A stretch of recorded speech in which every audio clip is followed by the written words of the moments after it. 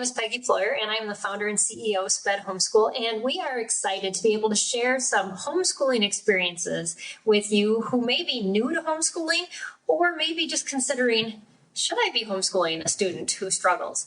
And my guest for this interview is Lara Lee, and she is one of the SPED Homeschool team members. And Lara's going to share just some of the things she's learned at the beginning of her journey. And I'm going to just run through some questions that we're going to be using on all these interviews that we're doing, and so that we can kind of get to the core of why and how and what and how do I keep doing this and not lose my mind. So thank you, Lara, for just being here and sharing. I appreciate your willingness to do this. Thank you. Yeah. Homeschooling is very close to my heart. So I'm really excited about it.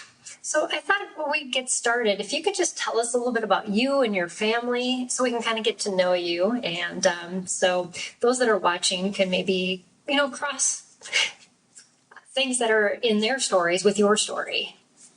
Yeah. Well, I worked full-time as a graphic designer at a curriculum publisher before my kids were born. And both my sons are special needs boys. Very different. That's the way it is. Yeah. My husband is a school teacher. He teaches Latin for elementary school. And so there's a lot of different things all connecting. And currently I'm also getting my master's degree in special education. Right.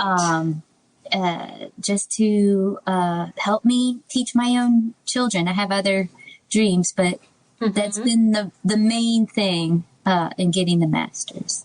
Yeah. So what made you dive into homeschooling? Especially, a lot of people say, well, you've got your husband working in a school, right?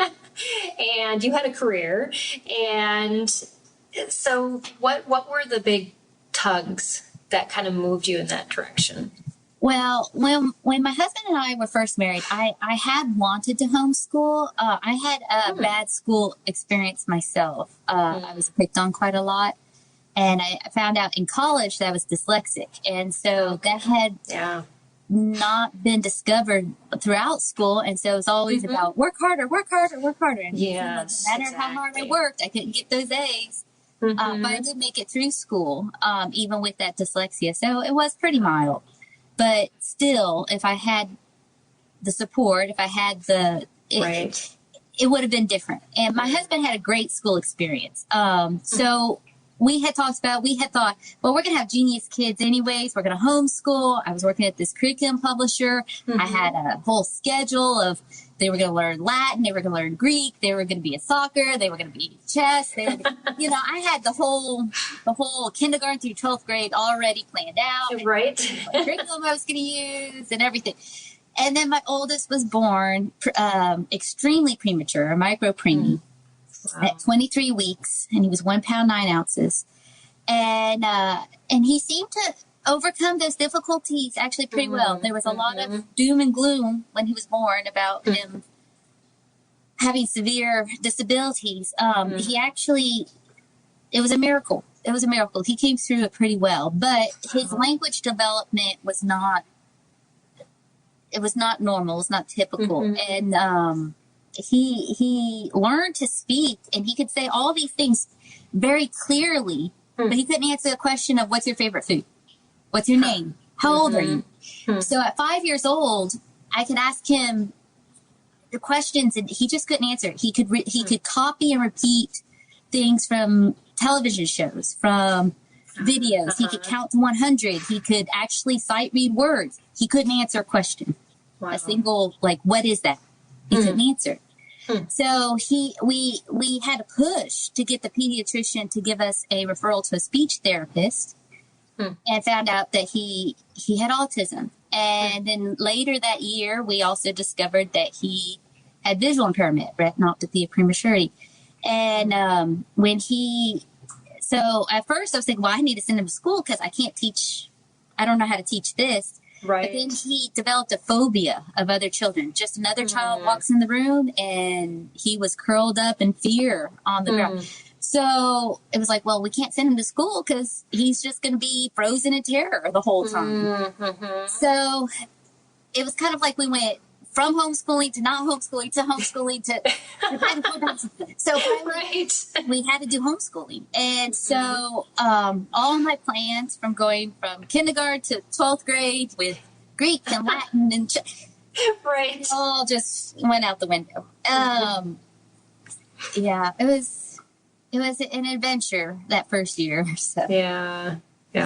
But, and then I know part of your story, but you sent your kids back to school and then you started homeschooling again. So can you explain that whole process? Because I think a lot of parents do that. Is we kind of go just, what is good for this year? What is good for this season? And I want people to know that that's okay and to kind of hear from your point of view, just what led to all of that. Yeah, it is okay. And sometimes it can be very validating. When my son was young, I had a lot of therapists who helped me figure out how to teach him. So, and I actually even paid an ABA. We couldn't afford ABA therapy, but I paid to get some training in ABA therapy.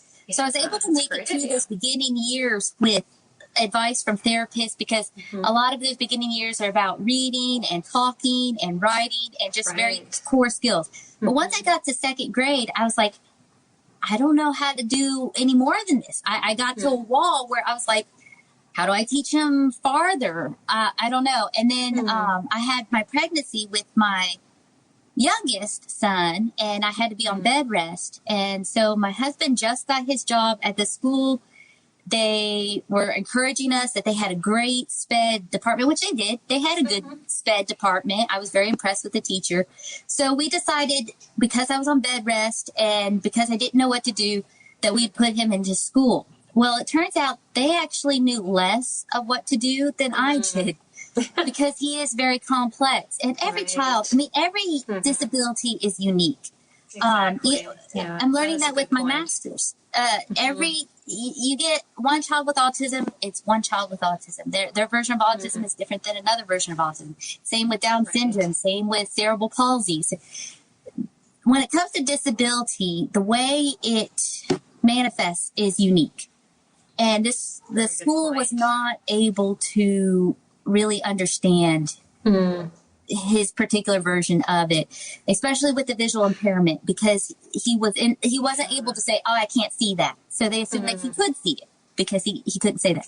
So in the 2 years he was at that school, he actually didn't progress. And I really am grateful for that. He made friends, which was validated to me because he wasn't frozen in terror with children. That's good. So apparently I had done something to prepare him for school. It was very validating to know that he had learned stuff in homeschooling before, but he wasn't learning enough academically. He pretty much was frozen at second grade. And they were just about to start third grade material coming into his fifth grade. And that was silly.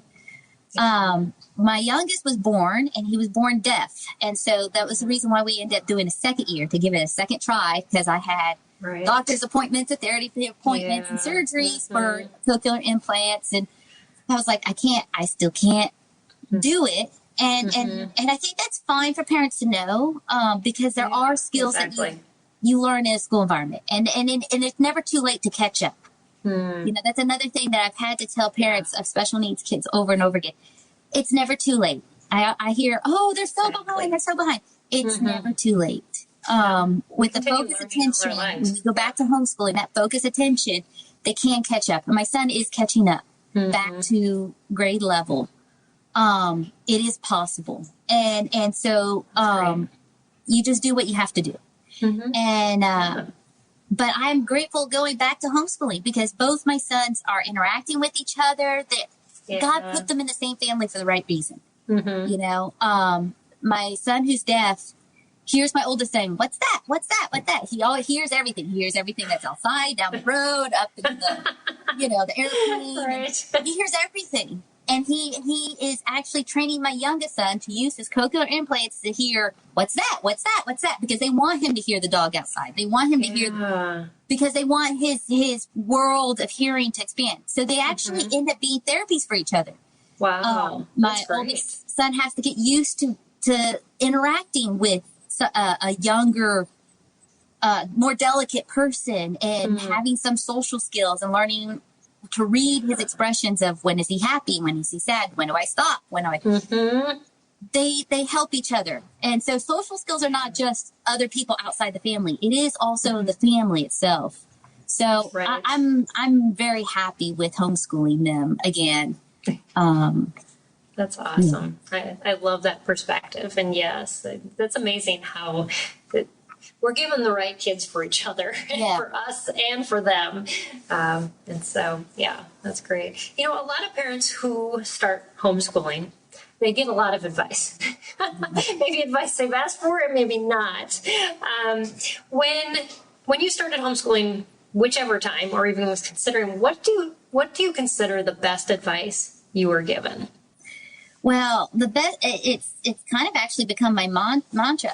When my son was very young, before I started homeschooling him, I was best friends with a lady my age, who was the oldest of 9, who all had been homeschooled. Her whole family had been homeschooled. And she had told me that her father kept saying over and over again, keep the main thing the main thing. And that actually has become kind of a theme, because like I said, I had this whole elaborate plan of all the things that I wanted to teach my children. And, you know, when you have doctor's appointments and therapies and, you know, and your child's struggling to learn, and you start getting overwhelmed with all the possible things that you could teach them, and all the things people say you should teach them, and they need to know this by 1st grade, and and you start feeling behind. And you just have to kind of just push everything aside and say, okay, what do they need to learn now? My son needed to learn how to answer questions. He needed to be able to hold a pencil. He needed to be able to add 2 + 2. That's what we worked on. You know, science was a garden in the backyard and our fish that he helped feed every day. You know, history was stories from a storybook. I didn't test him. That was it. That was science. That was history. Everything was about language arts and math. Pretty much for the kindergarten years, and for actually almost all the way to 2nd grade. We did some crafty things. He hates coloring. He hates most crafty things. But I learned what he would do. He would do watercolor. He would do watercolor, so that worked. So, you know, we did experiment other things that were more fun. But I always came back to keep the main thing, especially when there was a crisis, or, you know, life happens, you know, you just weed everything down to what's the most important things for them to learn this year. Right. That's great. And the rest will fit in if it needs to get fit in. And, you know, and I love your approach on that, of just, you know, the other stuff, make it fun. And it's still learning. It doesn't have to be so structured. That's great. So in your getting started, we all face challenges. You know, there's obstacles that we just didn't expect. Like you said, you know, you kind of had that 12-year plan that didn't quite materialize.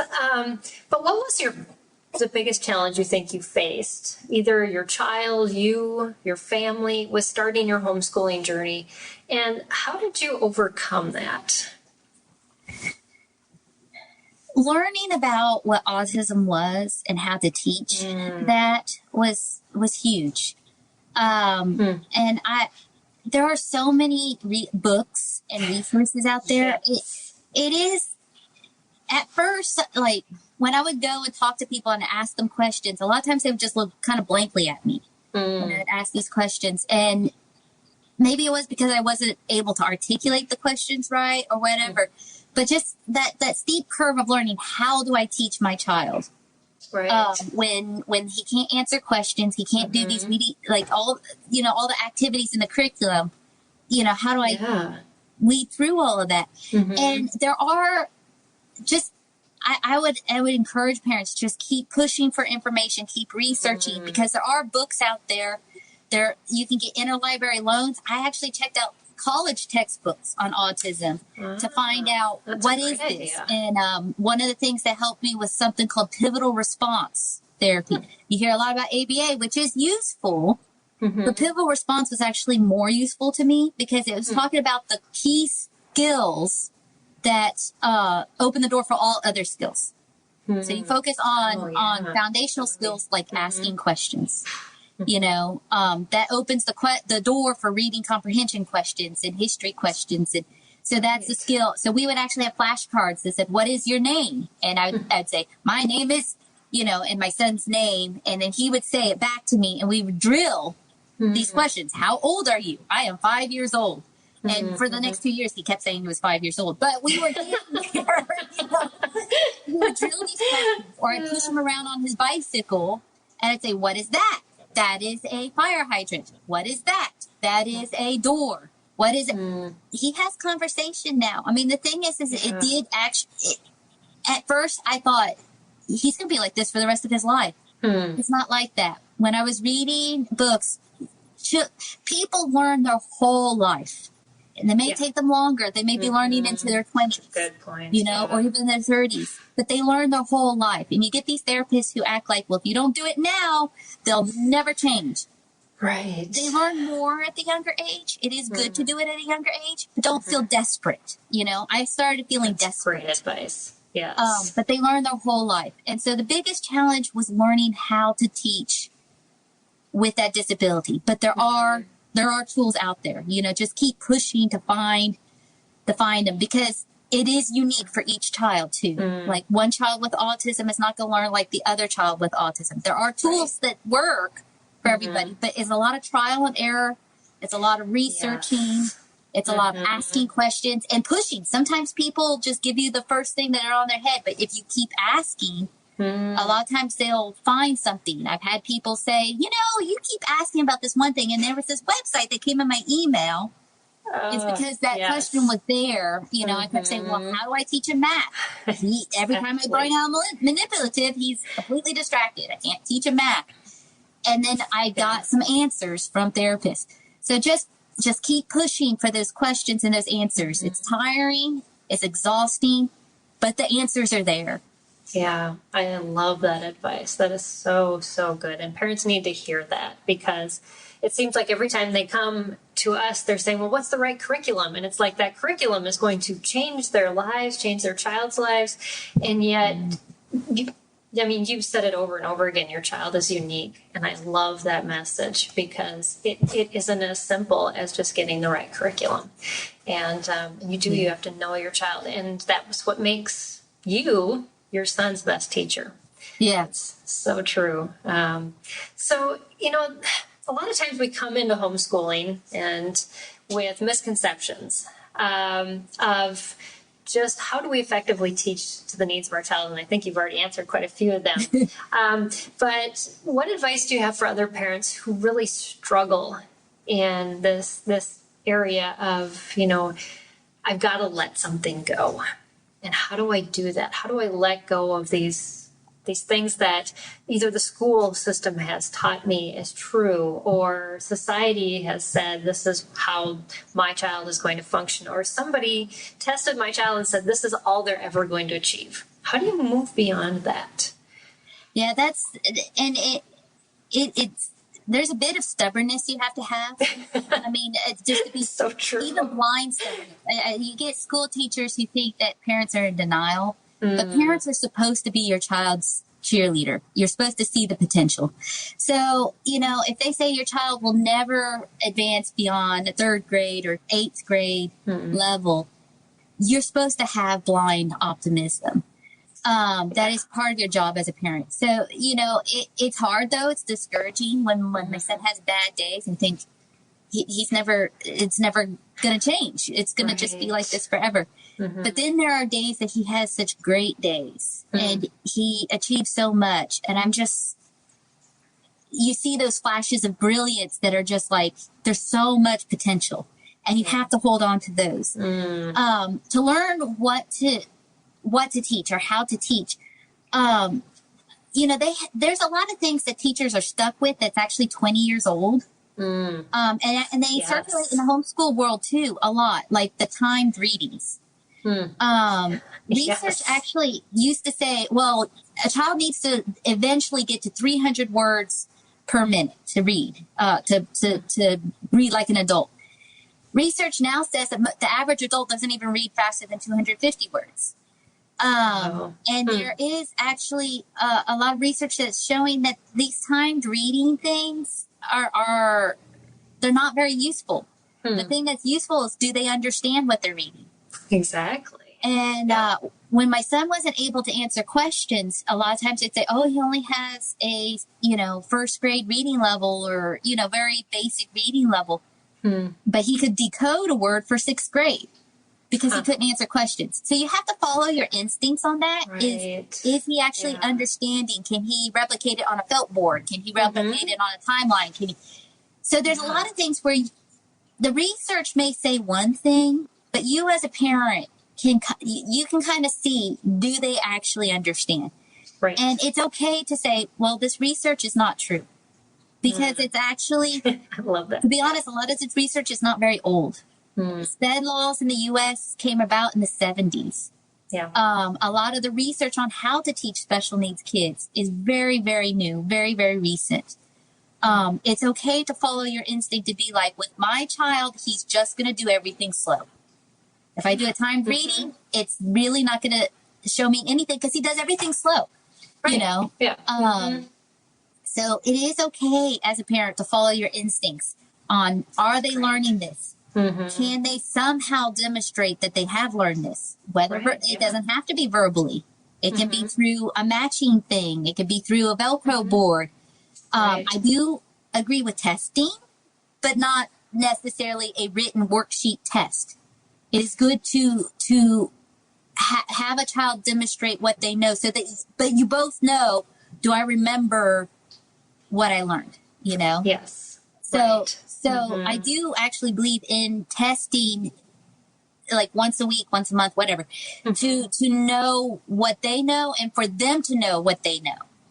But it doesn't have to be a traditional test where they fill in the blank, even the tests that come with your curriculum, you can rewrite it. I have often typed it in the computer and changed it from short answer to matching or multiple choice, or even changed it to pictures Right.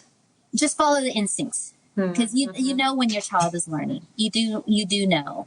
Right. Yeah. You see those connections and you hear them talking about it, like at the dinner table, telling everybody what they learned. And it's like, you don't need a test to show you as a parent. They are getting it and they're translating it and they're applying it to other places. So that's great. So you talked a little bit about felt boards and matching and pictures and things like that. What other types of like schedules, organizational strategies, or teaching techniques have you found have really been just those these work in our home that other parents may consider trying when they're looking at changing things up and how do I figure out how to best work with my student? Yeah, there's a lot of really good things. Like this is called a visual schedule. There we go. And so we have Velcro, like check marks and stuff. So it goes through what we are learning in the day. And when he's done, we put a check mark and we do it every day. That's great. And that helps him know, because he's constantly quizzing me. What's next? What's next? What are we doing next? And so it does help them. It helps the child to know that there's not, the school day is not going to go indefinitely. There is an end to the day. Right. And also there is kind of, I'm a checklist person myself. I like to write lists of things to do, cross them out. There's kind of endorphins that come from that. Exactly. So I'm all into that. With a lot of ABA therapy and speech therapy and all that kind of stuff, they do work a lot with visuals. I use flashcards for Latin. I've been using Latin for roots and vocabulary to build vocabulary. We do a lot of flashcards. There are flashcards online with Quizlet that's like a game. I love online games because they play it and they don't realize they're doing school. Exactly. Really we used to do one where he would trace the letters. It was a train, and it traced the letters to make the train go around the letters. That was with IntelliJoy. And they had a few different games. That was great. We also had as a little visual that talks about what am I working towards. And a lot of times they would have a picture of his tablet. And so if he kept working and not being distracted, you get his check marks and then he'd get tablet time. We use timers because I found that he could take multiple hours to do math. Right. And both by the time an hour was done, both he and I were in tears. We were just, so I got to a point where it's like, okay, we are going to do math for this long and that's it. If it gets done, it doesn't, whatever. Right. We're going to do it for this long. But it also helps him work because he sees the timer is going and he's not going to sit there forever. Like the whole idea of just sitting here forever with this one assignment just freezes some kids. And that my son was like that, where it just, he would just stop working. So, and we also, let me grab this real quick. This is a brain break dice. Oh, this way. Cool. So, after 10 minutes, because he has attention problems, he would roll the brain break dice. This says hop for 10 seconds, hop like a frog for 10 seconds, walk like a robot. This is his favorite, spin for 10 seconds. Actually, both kids love to spin until they're dizzy. And it kind of breaks up the day. And when things start getting serious, getting frustrated, you're starting to just want to yell and, why can't you focus? Right. It breaks it up. You do something silly. You're both laughing. You get back to work and you can start over again. Right. And so those are concrete. They're not like very short. Some people can do it at 20 or 30 or in between tasks, but it really helps break up the day, and making sure that you have breaks throughout the day is huge. You know, don't just do a block of 4 hours of school. It's hard. It's hard to do that. Too much. Yes, exactly. That's some great advice. Yeah. I love all that. That, they seem simple, but yet we don't think about them because they require us to look beyond the curriculum that we often buy to insert some things that are necessary for our student to find success. And so thank you just for sharing from your wealth of information, Lara. And I'm sure as you continue teaching your kids, you'll continue learning more, as you will, the parents that are watching. We just want to encourage you. Do you have any closing remarks, just encouragement to the parents that are watching that just that you can share? Yeah, it's worth it. It is really, I mean, homeschooling is hard. You know, anybody who has done it for a little while will tell you it is hard because you're a parent and teacher. And if you're a teacher, you can kind of separate yourself a little bit. But as a parent, you want your child to succeed. And that emotion makes it very hard because you want your child to do well. You want them to excel. And it is very, very hard. But it is so worth it. And there's so many good memories that I actually make a yearbook at the end of every year. That's cool. With pictures of what we've done and field trips and different. And looking through these, realize this is irreplaceable. Like the experiences, the time we spend together as a family. Yeah. Every bit of effort is worth it. It is worth it. And sometimes it is good to take a break, to sit back and be like, you know, I feel like I'm going to pop because I'm so frustrated, but going back to the main thing, it is worth it. It is worth it. Yeah. So agree. It definitely is. And so, thanks for sharing, Lara. This has been awesome. I know it's going to be an encouragement to those who are watching. And we just want to keep encouraging you. And that's what our organization, SPED Homeschool, is all about. And so so definitely, you know, just continue digging into resources like Lara said. Use the advice she gave you, whatever resonated with your heart. I want you to pursue that. And if you're feeling called to homeschool, just know that there's resources out there for you. One of them is our website, spedhomeschool.com. You can check out all of our articles written by team members, written by people that organizations we partner with, and we have an amazing library of articles as well as videos on our YouTube channel. So definitely check those out. But thanks again, Laura. Appreciate you sharing your story and just all the wisdom you have to share. And just thank you for your time. Thank you for watching, and thank you, Bookshark, for giving us this opportunity to share. So, bye, everybody.